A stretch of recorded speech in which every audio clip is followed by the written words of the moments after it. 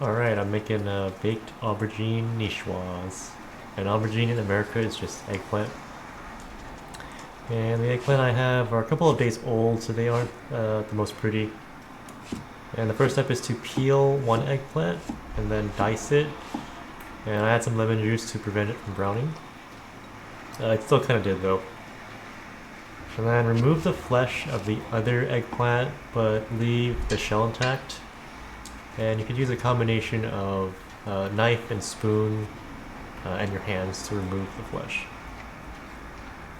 And Marco Pure White actually deep fries the shells, but I don't think it's really worth it unless you have the tools. So I just cover it in a lot of olive oil and I bake it in the oven. And it's pretty low, like 300 degrees Fahrenheit. And while that's in the oven, I cover my bowl with the flesh and I add some salt and olive oil and I cook that in the microwave for 9 minutes. And I accidentally forgot to add my garlic, so I slice that and then I put it in the microwave bowl. Then after the eggplant is done and slightly cooled, I cut it up with my knife. Add some basil, salt, a little bit of tomato sauce, which I made a couple days ago. Taste for salt. It still needed some even after I added this pinch, so I'm going to season it in the end like Marco.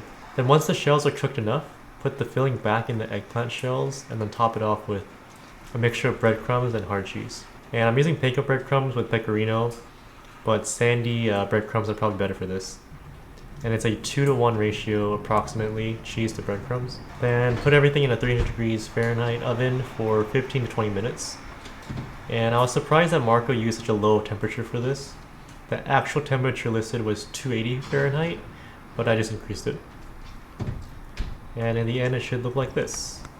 Surprisingly pretty good. I had mixed feelings about making this dish, to be honest. The tomato sauce is kind of weird in the filling, but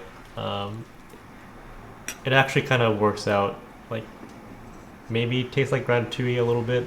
But anyways, thank you for listening to me ramble and have a nice rest of your day.